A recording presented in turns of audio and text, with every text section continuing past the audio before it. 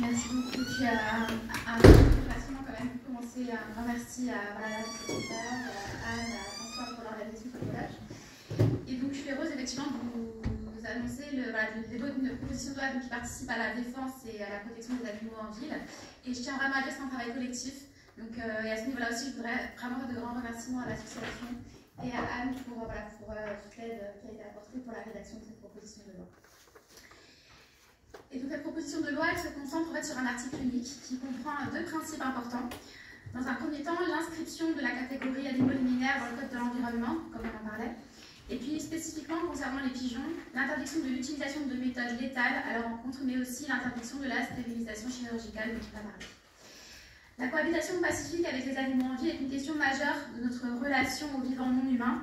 La création de la catégorie animaux liminaires va permettre de mettre un mot sur ce cas spécifique de relation que nous entretenons avec des espèces comme les rats ou les pigeons. Une relation qui est défaite de toute idée d'utilité, on en a parlé, comme c'est le cas avec les animaux d'élevage ou de travail. Une relation qui n'est pas basée non plus sur le lien affectif qu'on a par exemple avec les animaux domestiques. Une relation qui s'extrait d'un certain rapport à la nature, comme c'est le cas pour les animaux sauvages. Il est étonnant en fait de constater que ces mêmes espèces que nous apprécions et que nous comprenons lorsque ce sont des compagnons de vie, comme c'est le cas des rats domestiques ou comme ça a été le cas auparavant avec les pigeons voyageurs, eh bien, deviennent des mal-aimés et ils devraient être éradiqués dès lors qu'ils ne sont plus sous notre contrôle. Comme c'est finalement leur liberté et leur émancipation propre sur ces territoires urbains que nous nous sommes appropriés, nous donnait subitement le droit et le besoin de les anéantir. Les animaux liminaires se sont adaptés à nos environnements urbanisés tout en gardant leur propre organisation sociale et leur liberté. Ce mode de vie spécifique qui semble convenir à ces espèces particulières demande de l'adaptation et de la tolérance de notre part.